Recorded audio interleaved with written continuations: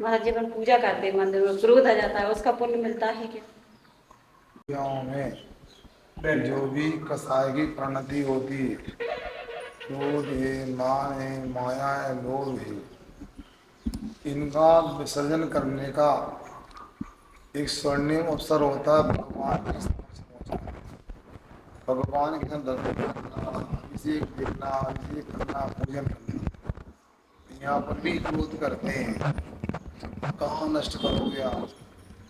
कपड़े में गंदगी हो जाती है, साबुन से साफ करते थे, तो साबुन के साथ गंदगी कर दो तो साबुन ही गंदी कर दो, नाली में छल करा दो तो उसी प्रकार अपने को पूरी सावधानी से मंदिर में जाना चाहिए। घंटा बजाया जाता है, जानकर ये भी बोलते हैं घंटा बजाने का मतलब होता है सभी प्रकार के अंदर के विकारों को, कसायों को छोड़ करके अब मैं धर्म ध्यान के लिए मंदिर में प्रवेश करता हूँ।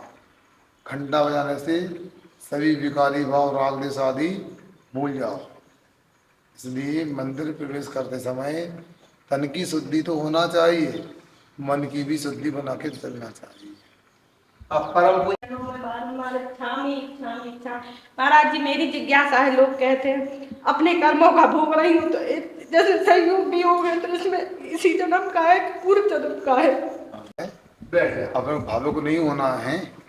हमेशा याद रखो, संसार में प्रत्येक जीव अपने ही कर्म का फल भोगता है। कार्तिकी अनुप्रेक्षा नाम का ग्रंथ है, उसमें एक गाथा आती है, सत्तो विहोद मृत्यु मृत्यु विजय देता सत्तो कम वाग बसादो ऐसो स्वभाव संसारो। यहाँ कहते हैं पाप कर्म के फल में मित्र भी शत्रु बन जाता है और पुण्य कर्म के फल में शत्रु भी मित्र बन जाता है। और ये संसार का स्वभाव है, इसमें अक्षर नहीं करना चाहिए और घबराना नहीं चाहिए। थोड़ा प्रतिमानी आदि ग्रंथों का स्वाध्याय करो। आप तो पाठशाला आदि पढ़ाते हो, आपको एक इस प्रकार विकल्प ही नहीं करना चाहिए ना है। सुनो, ऐसे अनेक सदियां हुई हैं, अनेक महापुरुष हुए हैं, उनको भी अपने अपने कर्म का फल भोगना हुआ है। सुना, अपने अपने कर्म का फल भोगना पड़ा है, तो धीरज रखना चाहिए। हमेशा याद रखो, प्रत्येक रात के बाद दिन आता है, प्रत्येक अमावस्या के बाद पूर्णिमा आती है। तो अपना जीवन भी अच्छा बनेगा, आज नहीं कल बनेगा। बस धर्म के सहारे अपने को लगे रहना चाहिए। आगे नमस्ते महाराज जी, दान करने से क्या फल मिलता है महाराज जी, और कब प्राप्त होता है? ब्रह्मचारी अशोक कुमार जी चंदेरी से हैं और अच्छी साधना करते हैं, स्वाध्याय करते हैं। इनके मन में एक चिंतन आया कि लोग दान करते रहते हैं। अब देखो गोरखपुर में भी छोटी सी समाज लोगों को देखने में आती है। हमें तो नहीं लगी छोटी समाज है, हमें तो अशोक जी चौकी सी समाज लगी। क्या छोटी सी चौकी सी लगी, अच्छी ईमानदार समाज लगी। यहाँ लोगों ने दान किया।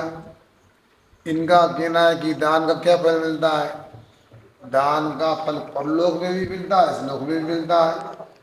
अब गोरखपुर वालों को हम क्या बताएं। महाराज की जय। सुबह की घटना है, सुबह की घटना है कि हमारे यहाँ पर अनेक लोगों ने दान देने की भावना बनाई उदयपुरा के मंदिर के लिए सदरवास में। और हमारे श्री दिनेश कुमार जी जिनका भाव बना, जानती हो ना?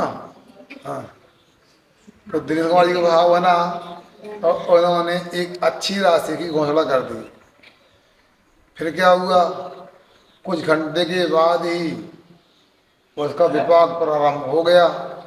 लोग चुनाव लड़ते हैं और समाज के चुनाव भी आजकल ऐसे नहीं होते। ये अशोक कुमार जी का प्रश्न है। इनकी चंदेरी के पड़ोस में अशोकनगर जिला है। वह समाज के अध्यक्ष बनने को लाखों रुपए खर्च करते हैं लोग। 20 लाख खर्च हो जाए चुनाव में जाते हैं, फिर एक जीतता और सब हार जाते हैं। और यहाँ हमारे दिनेश कुमार जी ने राशि की घोषणा की, निर्विरोध अध्यक्ष बन गए। बताओ। देती हूँ तो मेरा ध्यान क्यों भटक जाता है जाप देवी। ठीक है, सुनो।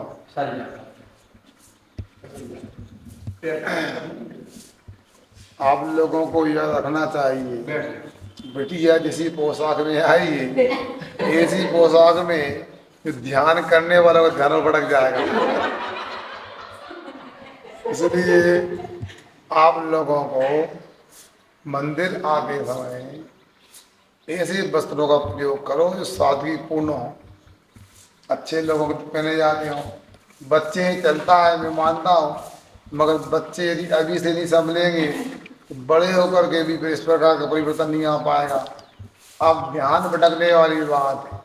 दिन भर तो हम दुनिया के काम करते हैं तो संस्कार रहते हैं, एक दिन में थोड़ी होता है, एक बार में ध्यान नहीं लगता है। इसे मान लो दूध रख दिया गैस के ऊपर, दूध उबल गया, खतबत खतबत दूध हो रहा, मान लो आपने गैस बंद कर दिया तो दूध तत्काल शांत नहीं होता। दूध को शांत होने को समय लगता है, और जैसे जैसे दूध शांत होता है मलाई बनती जाती है, मलाई पड़ती जाती है। वैसा ही हम संसार के कामों को छोड़ेंगे और धर्म ध्यान में मंदिर आदि में जब समय देंगे तो आपके लिए जल्दी मन एकाग्र हो जाएगा और मन की चंचलता समाप्त हो जाएगी। मन नहीं भी लगता है फिर भी अपने को प्रयास करना चाहिए। प्रारंभ में ऐसे ही होता है, बच्चा विद्यालय जाता है, मसलता है। अभी वहाँ पर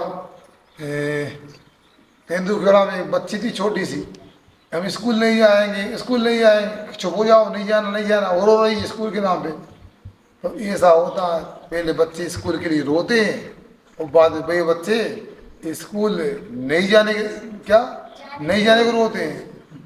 मतलब पहले जाने को रोते हैं, जाने से रोते हैं और बाद में नहीं जाने से रोते हैं। तो इसलिए अपने को ध्यान करने में ऐसा लगता है कि ध्यान में कोई लाभ नहीं मिल रहा, उसमें मिलेगा। दूसरी बात, मन चंचल हो भी जाए तो हमारे साथ में एक महाराज जी थे, मुनि श्री कृष्ण सागर महाराज जी, वे कहावत बोलते थे, कहो तो बता दें।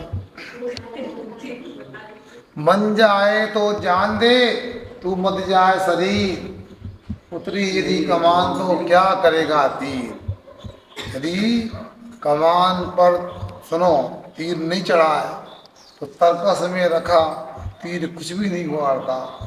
उसी प्रकार मन चला भी जाए, तन से अपनी आसन को मत बिगाड़ो, अपने मन को मत तोड़ो, तो जरूर आप अपना मन एक न एक दिन अपने नियंत्रण में आ जाएगा।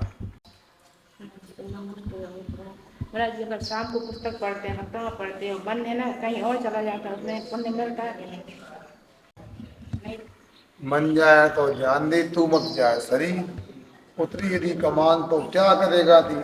चारों सुनो, नीतिकार ने यहाँ इतना का दोहा में कहा है कि जैसे मान लो तीर और कमान, कमान जानती हो हैं, धनुष, धनुष पे एक रस्सी होती है ना, डोर।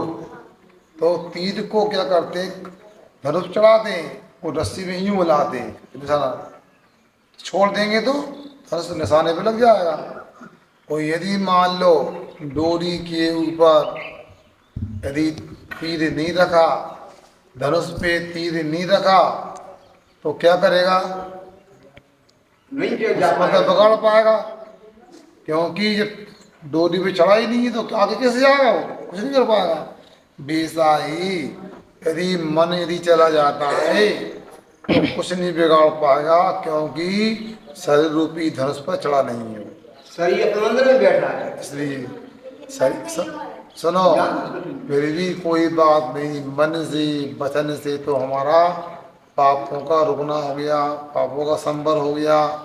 जैसे विद्यालय में 100 नंबर का पेपर होता है, 3 प्रश्न 33 नंबर की, 34 नंबर का है।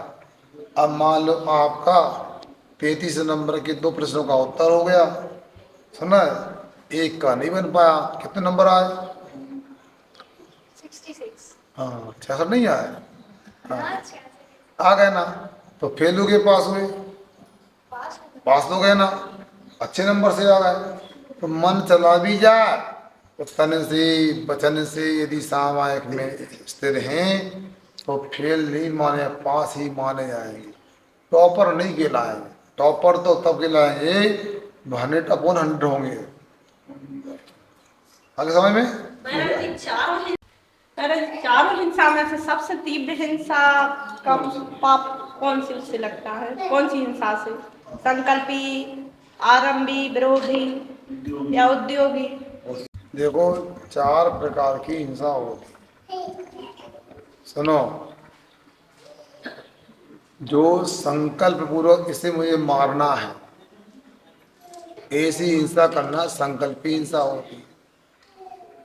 और जिसमें व्यापार, खेती आदि के कार्य होते हैं, उससे जो उत्पन्न होने वाली हिंसा उसे आरंभी हिंसा, उद्योगी हिंसा बोलते हैं। और जो घर में झाड़ू, बुहारी, चक्की, चूल्हा आदि का काम करते हैं, वो आरंभी हिंसा होती है। इसके बाद चौथी हिंसा विरोधी। वाणिज्य। हाँ हाँ, ठीक ये है। कहा है अपनी बुद्धि अरे, सामर्थ्य आरंभ। आचार्य श्री जी कह रहे हैं वो ठीक है, मगर यहाँ पर जो परिवार 4 हिंसाओं की बताई है, उसमें उद्योग में खेती संबंधी हिंसा, व्यापार संबंधी हिंसा हुआ करती है। 8वीं प्रतिमा की परिभाषा सत्य बताई, वो अलग घटित होगी। यहाँ पर आरंभी हिंसा में व्यापार की हिंसा नहीं ली, यहाँ पर उद्योगी हिंसा में ली, व्यापार, खेती की, व्यापार की। आरंभी हिंसा में घर संबंधी कार्यों को लिया है। अब देखो, चौथी विरोधी हिंसा, अपनी रक्षा करने में, परिवार की रक्षा करने में, समाज की, धर्म की रक्षा करने में, देश की रक्षा करने में हिंसा होती है, उस हिंसा का नाम होता है विरोधी हिंसा। विरोधी हिंसा क्यों नहीं आती?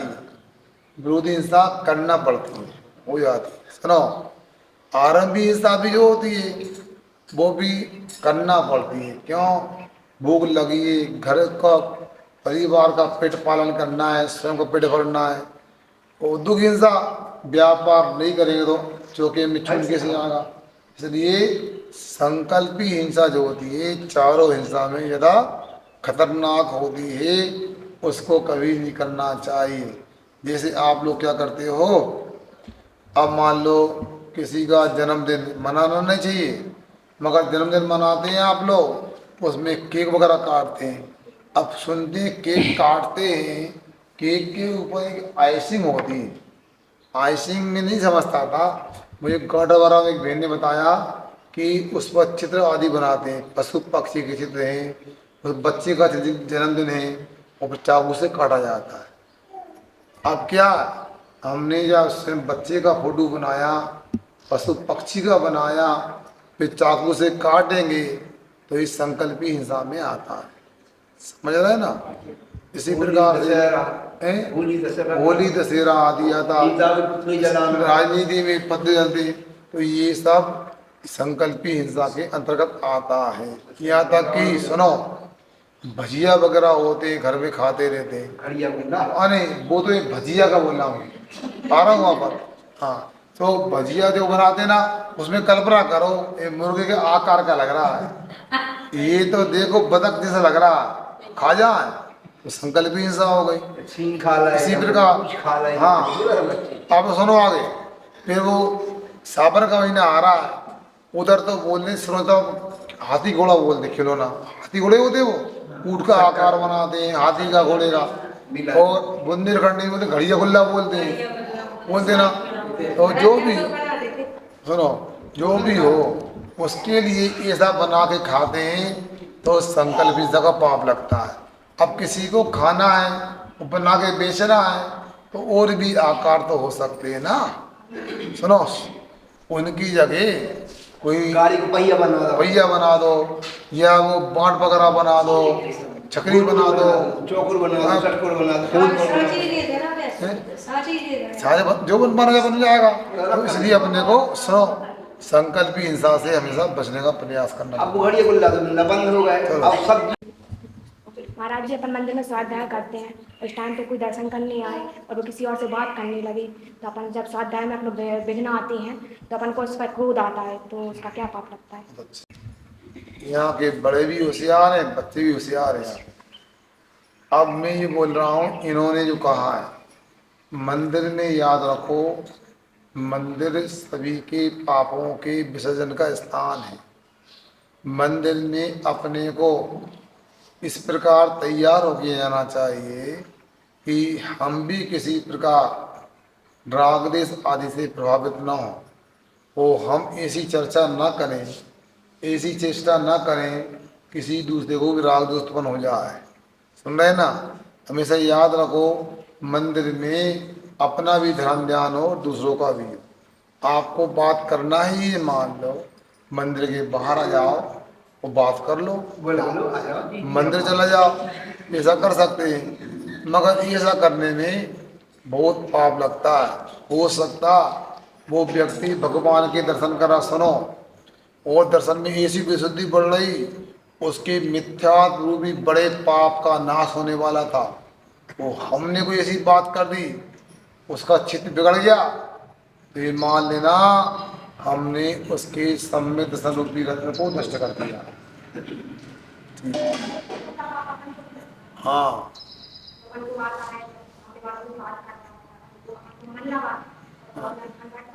अपने सामने वाला राग देश करता, गलत बातें करता, अपना मन भटकता है, तो उस समय अपने लिए अपना पुरुषार्थ कम सुनो, है। अपने लिए ऐसा पुरुषार्थ करो जिसके माध्यम से हम सुनो शांत रहें, राग देश उत्पन्न ना हो, और थोड़ा उसका विचार करो। बेचारा अनजान व्यक्ति है, कर्म का मारा है, दुनिया का मंदिर में आके पापों का नाश करता है, वो पापों का वर्धन करने वाला है। ऐसा जैन आगम के हिसाब से मनुष्य के शरीर में कितने रोग हैं? हमारा हवाना के पास से बिहार कराया था, गर्मी में, किसी भयंकर गर्मी में कराया था बिहार, बताओ, तब जाके गोरखपुर आ पाए हम, और गया हमको फ्री में लाभ मिल गया। इसका प्रश्न नहीं, मनुष्य के शरीर में कितने रोग होते, याद रखो, हमारे रोग मन में पनपते और तन में उभरते। जानकार आचार्यों ने लिखा है, एक अंगुल शरीर में 68 लोग होते हैं, और पूरे शरीर में 5,68,00,000 सुनो 599 ऐसे रोग होता है। 5,96,09,000 5,68,00,000 598। मंदिर में कोई अभिषेक पूजन कर रहा है और उच्चारण गलत कर रहा है, क्रिया गलत कर रहा है, तो उसको टोकना चाहिए कि नहीं टोकना? तालियां और जोरदार। मंदिर में कोई गलत क्रिया कर रहा है, पहले वो नया नया व्यक्ति है, करने दो। हम तो चौके में नए नए लोगों से पूजन कराते हैं, कई बार दीप चढ़ा दिया, बाद में अक्ष चढ़ा दिया, फिर धूप चढ़ा दी, फिर पुष्प चढ़ा दिए, कोई बात नहीं। फिर प्रारंभ में ऐसा होता है। अरे सुनो, दीपक नहीं चाहिए, ले जाओ। मंदिर में ऐसा होता है कि अनेक अनजान लोग भी आते हैं और जानकार भी गलती करते हैं, तो सही बताया आपको, बिना पूछे सलाह नहीं देना चाहिए, बिना पूछे टोका टाकी नहीं करना चाहिए। हमारा टोकना उसको संकलेश पीड़ा उत्पन्न कर सकता है। इसलिए सब लोगों से कहना चाहता हूँ, मैं तो अपनी परिणति बना के रखता हूँ, किसी समाज में जाओ, भगवान के दर्शन करता हूँ, और मैं कभी किसी मंदिर व्यवस्था में हस्तक्षेप नहीं करता हूँ। उनका विषय उनको करने दो। मैं कोशिश करता हूँ कि वो पूछने आए तो बताओ, अथवा जब पूजन आदि कक्षा लगती समझा दो, मगर कभी भी टोकना अच्छा नहीं। कौन क्या कर रहा है, कैसे अभिषेक कर रहा है, कैसे हाथ लगा रहा है, इसके बाद गलत हो सकता है, सावधान रहना चाहिए। बस आगे। महाराज जी अपन मंदिर जाते हैं तो 3 परिक्रमा लगाते हैं, उसका मतलब क्या होता है? ये 3 लोग के नाथ हैं, इसलिए भी 3 परिक्रमा लगाना चाहिए। जन्म जरा मृत्यु 3 परेशानियां होती हैं, इनका नाश करने का प्रतीक 3 परिक्रमा होती है। और मन वचन काय ये 3 योग होते हैं, और 3 योगों से नमस्कार भक्ति की जाती, दर्शन की जाते हैं। तो 3 परिक्रमा की अनेक अर्थों को सिद्ध करने वाली होती है, इसलिए भगवान के भक्त 3 परिक्रमा करते हैं और बाद में दर्शन की शेष क्रिया करते हैं।